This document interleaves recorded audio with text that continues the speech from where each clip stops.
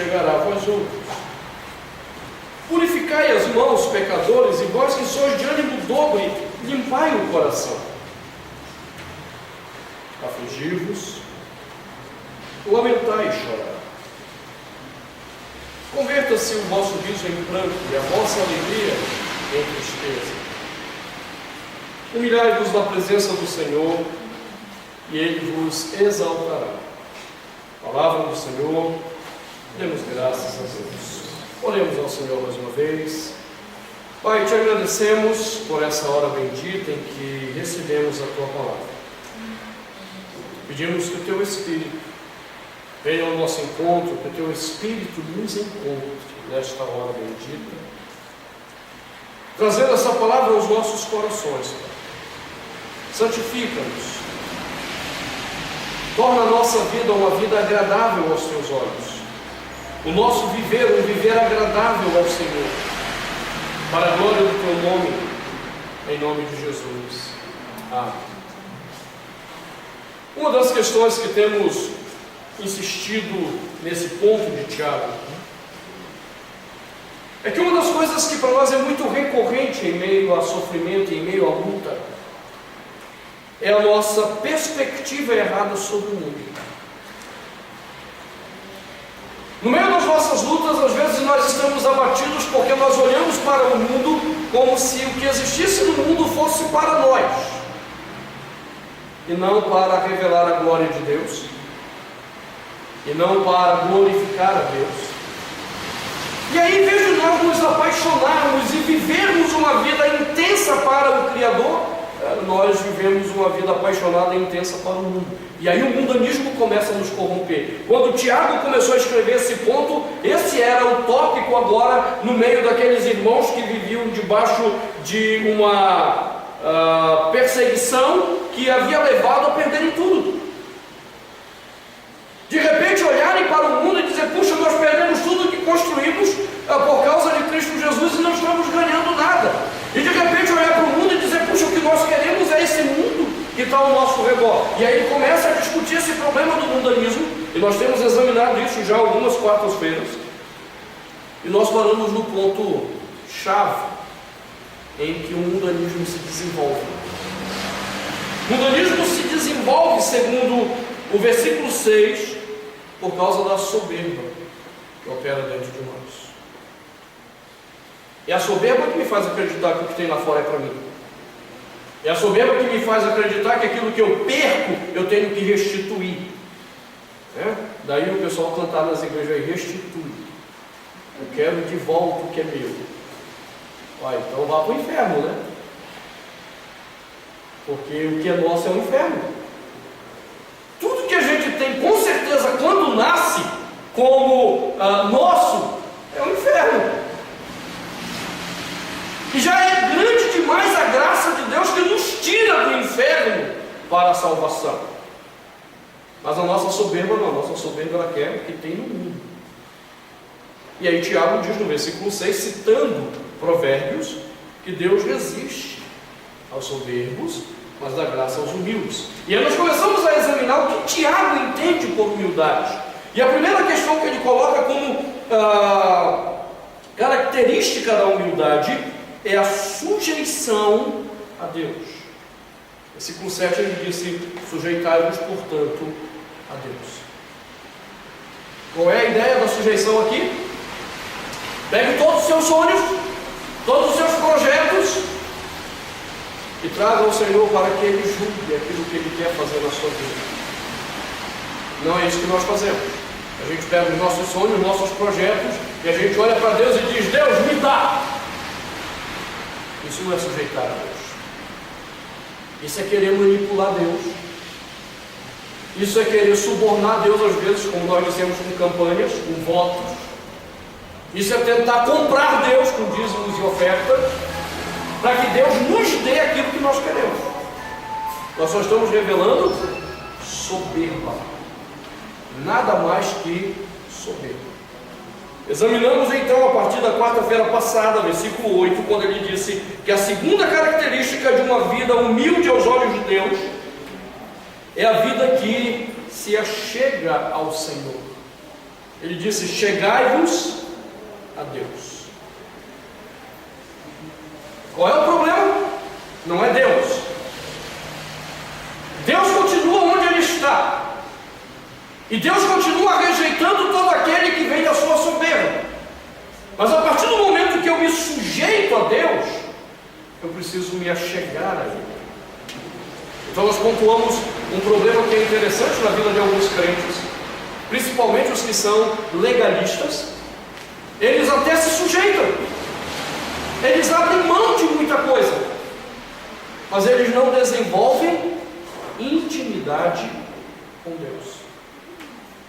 Eles se prendem ao legalismo religioso que aprenderam, mas não desenvolvem intimidade com o Senhor. Eles estão dispostos a abrir mão de assistir uma televisão, eles estão dispostos a abrir mão de jogar futebol, eles estão dispostos a abrir mão de usar roupa XYZ, mas são pessoas amarguradas. Por quê? Porque a despeito de terem sujeitado a vida, isso não produziu aproximação de Deus. E aí nós vimos que esse ponto precisa ser quebrado em nós. Porque quando nós então nos sujeitamos e entramos no relacionamento com Deus, a barreira de separação, que dizia que Deus resiste ao soberbo, cai. E o texto diz que então Deus se chegará a nós. Quando nós aprendemos isso, sujeição e aproximação, a barreira de separação cai e Deus vem a nós.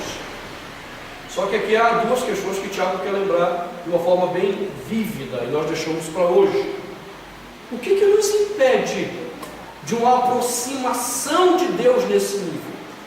Observe que a primeira coisa que ele diz que deve marcar a minha aproximação de Deus é: purificai as mãos, pecadores. Esse é um termo usado pelo profeta Isaías.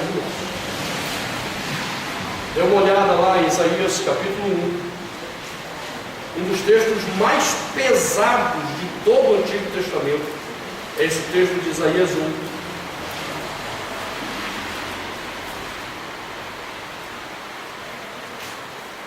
A partir do versículo 10,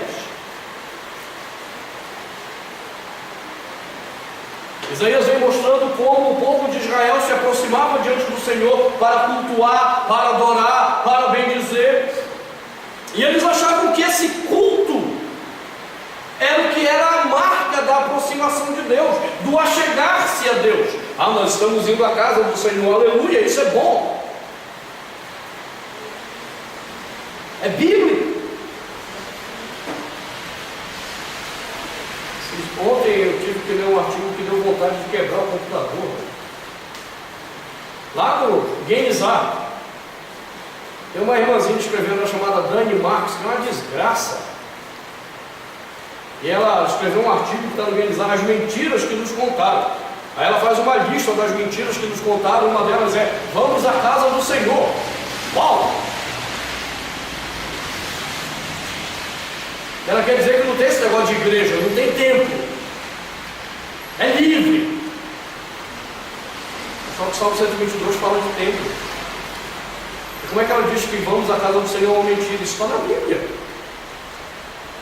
Só tem uns caras que parece que fumam uma maconha batizada, sai escrevendo abobrinha por aí. É um negócio meio doido, pelo amor de Deus. Isaías tinha um outro problema: o povo ia à casa de Deus, só que eles achavam que isso era aproximar-se de Deus. Observe que o Senhor diz, versículo 11: de que me serve a mim a multidão dos vossos sacrifícios, diz o Senhor. Estou farto dos holocaustos de carneiros, gordura de animais cevados. Não me agrado do sangue de novilhos, nem de cordeiro, nem de bodes. Entenda, quem pediu isso aqui? Deus. Quem requereu sacrifício dos animais? Deus. Agora Deus chega para Israel e diz: eu estou farto. Por quê? Porque o Deus me enganei em exigir isso de vocês? Porque o Deus estava errado em exigir isso de vocês? Não, o problema de Deus com Israel é que eles banalizaram a aproximação diante de Deus. A casa do Senhor deveria ser um lugar de fato para uma aproximação da vida com Deus, e eles transformaram isso num ritual.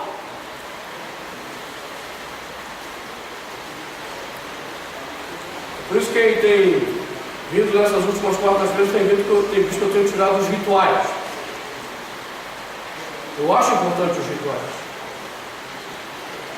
mas às vezes nós começamos a achar que os rituais são essenciais. Não. Os rituais não são essenciais. Eles apenas são instrumentos de Deus para uma aproximação reverente. Mas o problema é nós cairmos no ritual em si e acharmos que isso é o culto. Então Israel vinha, Israel trazia as suas ovelhinhas, os que eram mais pobres, os seus pombinhos, sacrificavam. Deus dizia assim: eu estou farto disso, amigo. Por quê? Observe, versículo 12: quando vindes para comparecer perante mim, quem vos requereu só pisar dos meus atos? Não continueis a trazer ofertas vãs, o incenso é para mim abominação, também as festas da lua nova, os sábados, a convocação das congregações. Olha o problema: não posso suportar iniquidade associada ao ajuntamento solene. Vem tudo reverente, tudo bonitinho. O culto começa no horário certinho, os ritos são seguidos rigorosamente, mas a vida está carregada de pecados diante de Deus. Eu não posso suportar esse tipo de culto em que o camarada vem para cumprir ritos, mas está carregado de iniquidades praticadas diariamente. No caso de Isaías, para você entender, o negócio era sério. Como Israel havia entendido na época dele que poderia chegar no sábado, sacrificar a ovelhinha lá e estava perdoado o pecado, segundo comentários rabínicos, tinha judeu que já levava no sábado o pecado dele daquela semana, e os animais jogam para perdoar os pecados que ele ia cometer ainda. Então no domingo, que é o primeiro dia para eles, no domingo eu vou matar o fulano, eu já coloquei a ovelhinha lá na porta. Amanhã, segunda-feira, eu vou passar a perna no outro, já está lá a ovelhinha também. Na terça-feira eu vou pular a cerca, eu vou adulterar, mas já estou pagando aqui também. A coisa chegou nesse nível em Israel. Eles achavam que aquilo era aproximar-se de Deus. Eles achavam que aquele ajuntamento era aproximação de Deus. Por isso que Deus está dizendo: rapaz, eu estou farto dessa história de vocês. Estou farto. Eu ainda não sei de casos assim, mas há pessoas talvez que já estejam pedindo perdão pelos pecados que ainda vai cometer, e já tramou o pecado, do tipo: Senhor, tu sabes, eu não tenho jeito, eu já vou pedir um perdão aqui antecipado, porque não tem jeito. Mas porque ele vem na igreja, porque ele cumpre o rito, porque ele ora o Pai Nosso, porque ele faz a confissão do credo apostólico, porque ele participa pecaminosamente da Eucaristia, pronto, eu estou perdoado, então eu posso fazer. Deus diz: eu estou farto dessa história de vocês. Eu não posso suportar ajuntamento solene com iniquidade. Agora observe, versículo 14: as vossas festas de lua nova, as vossas solenidades, a minha alma. Eu gosto do tradutor por isso. Aqui o tradutor é uma bênção. A palavra hebraica significa: a minha alma as odeia. Aí o tradutor pensa: a minha alma as aborrece.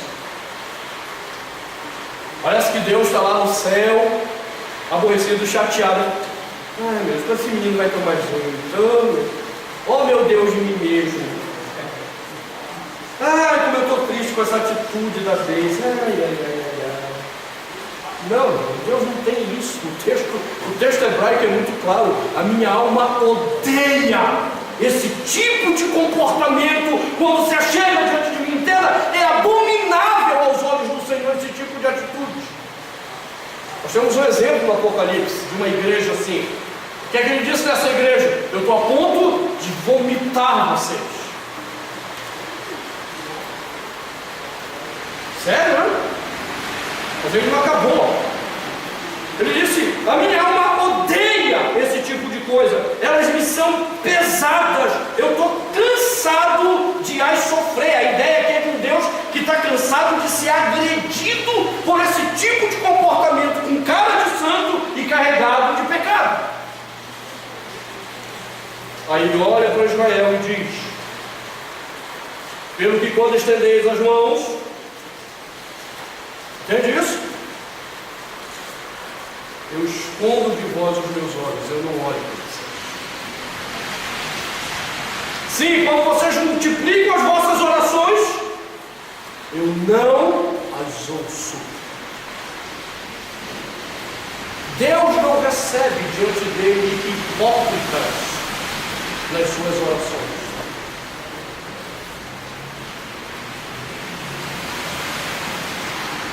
Entende bem isso? Deus não ouve hipócritas. Aí às vezes alguém diz assim: mas pastor, fulano tinha uma vida desgraçada, ele orava e Deus atendia. Não, Deus não atendia esse miserável. Deus atendia algum justo que estava orando, e o infeliz é que leva a fama. Sabe aquela coisa do papagaio? Como é que é? Toda vez eu esqueço isso. Papagaio come milho. Periquito leva a fama, exatamente. O miserável ora, tem um justo orando, mas é o miserável que leva a fama. Então, biblicamente, não tem. Deus não ouve hipócritas. Ele continua: porque as vossas mãos estão cheias de quê? De quê? Sangue. O que é que o diabo disse? Purificai as mãos. Ele tirou de Isaías essa ideia. Porque tem muita gente confundindo intimidade de Deus, aproximação de Deus, com o rito da igreja.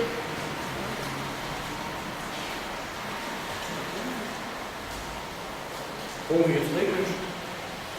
Entenda? Não é não vir à igreja. Deus não disse que você não tem que vir à igreja. Deus não disse que você não tem que congregar. Deus não disse, como essa louca desvairada da Dani Marques lá desse artigo: não, fique na sua casa, se tiver 2 ou 3 reunidos ali, Jesus está besteira. Se olhar o contexto, Jesus não está falando nada disso. 2 ou 3 reunidos era para disciplinar na igreja. Aí a louca desvairada escreve um artigo desse. Nós temos que vir à igreja. É na comunhão do corpo de Cristo que o Salmo 133 diz que Deus derrama a sua bênção. Qual é a bênção? Vida para sempre.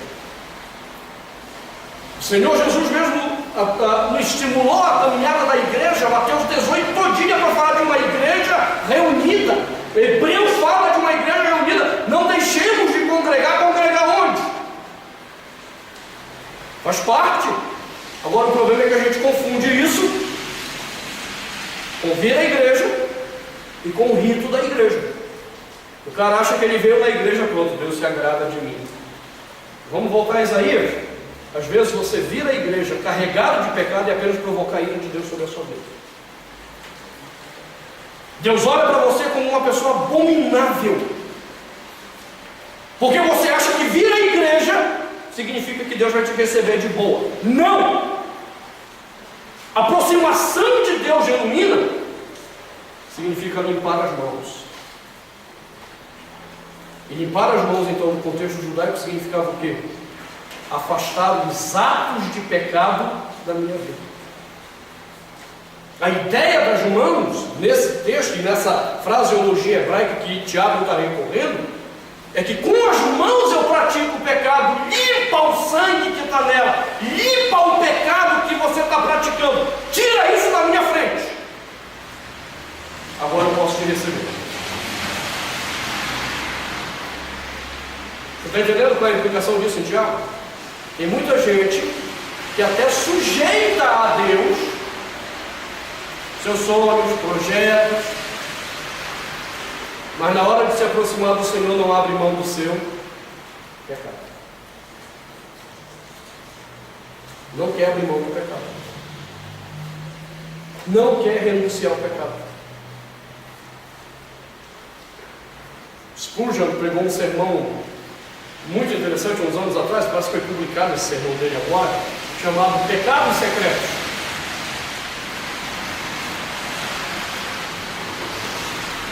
É exatamente isso. Às vezes nós temos inúmeros pecados secretos que nós não queremos abrir mão.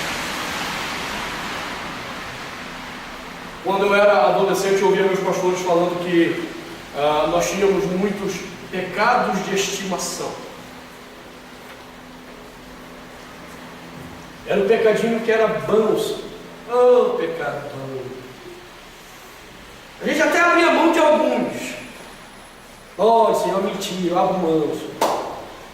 Oh, Senhor, fofoca, abro mão. Mas quando chegava naquele pecado do coração, mas logo esse. Por quê? Porque é o pecado que a gente cuida, alimenta, dá comidinha, dá banho, faz a tosa, né? Leva no veterinário para ele não morrer. É o pecadinho da estimação. Você está entendendo o que Deus está dizendo? Se você não limpa a tua mão desses pecados e você se aproxima de mim, você não é apenas uma pessoa hipócrita, você é uma pessoa abominável. O fato de você vir à igreja desse jeito, a minha alma odeia.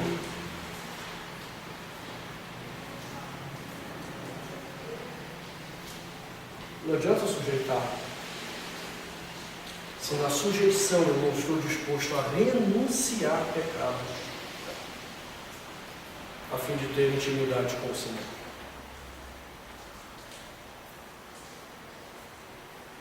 Não adianta.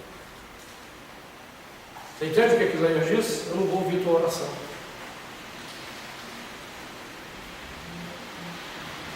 Não vou ouvir. Quando você estender a tua mão em louvor, eu vou virar os meus olhos de ti. Eu não vou te ver. Você está entendendo que essa aproximação que Tiago está tentando ensinar? Quando ele cita isso, todo o leitor dele, por ser uma comunidade de judeus cristãos, na hora associaria isso com Isaías 1. Eles lembrariam do problema de Isaías 1. Não confunda essas coisas. Não confunda. Eu sinceramente acho fantástico, eu gosto. E se por alguma razão um dia nós tivermos de deixarmos a igreja episcopal, nós somos sujeitos. Nós nunca sabemos quando a igreja vai se manter fiel à palavra. Nunca sabemos. A vida litúrgica da nossa igreja é uma vida que me apaixona.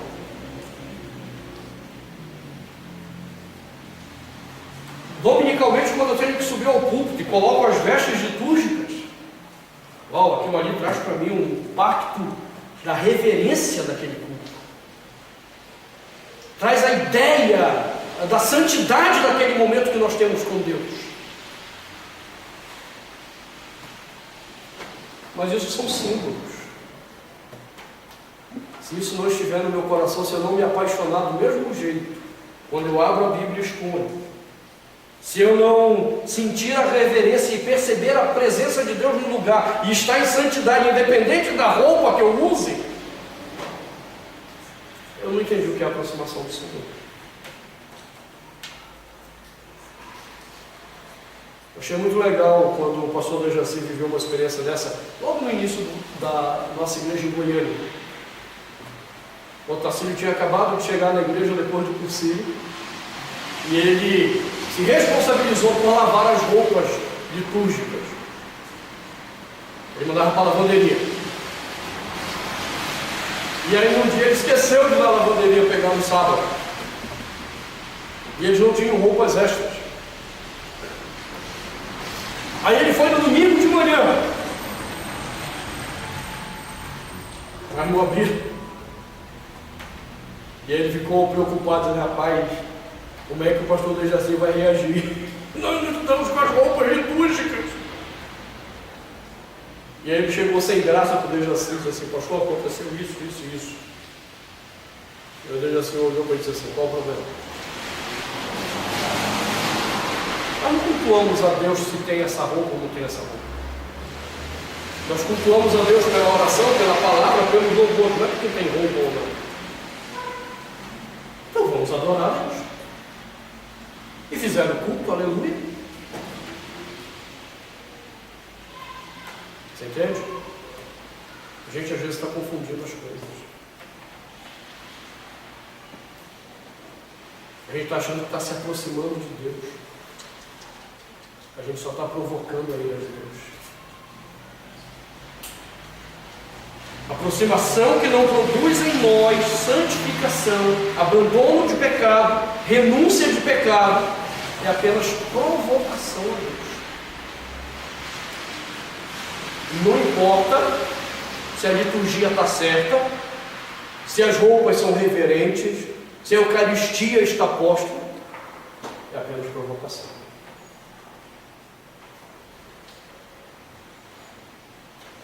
O que significa chegar-se diante de Deus?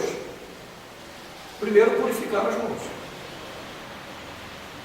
Mas há uma segunda coisa que Tiago diz: limpar o coração.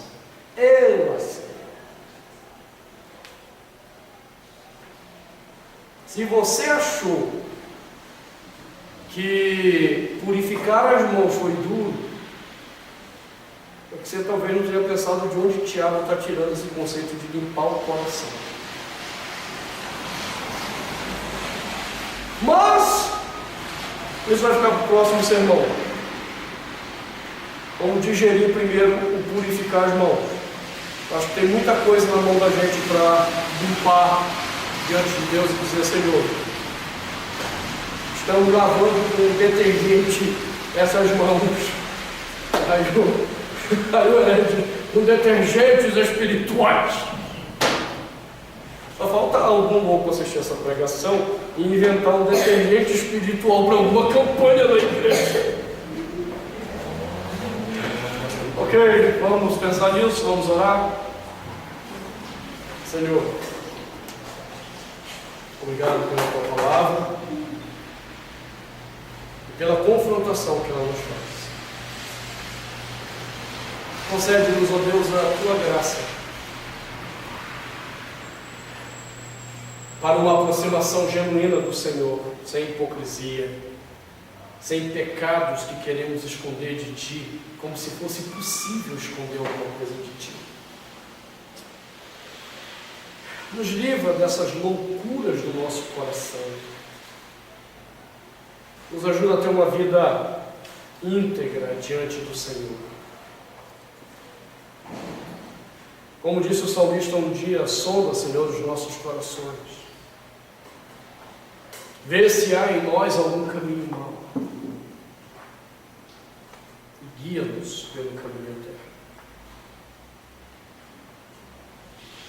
Como disse o salmista, até dos pecados que nos são ocultos, que não conhecemos, nos perdoa e nos cura, mas não nos deixa viver de forma hipócrita diante do Senhor. Queremos ser encontrados aprovados por Ti. Queremos ser encontrados com uma vida agradável a Ti. E não com uma vida cheia de hipocrisia. Livra-nos, Senhor. Liberta-nos, Senhor. Em nome de Jesus. Na glória do Senhor Jesus. Amém.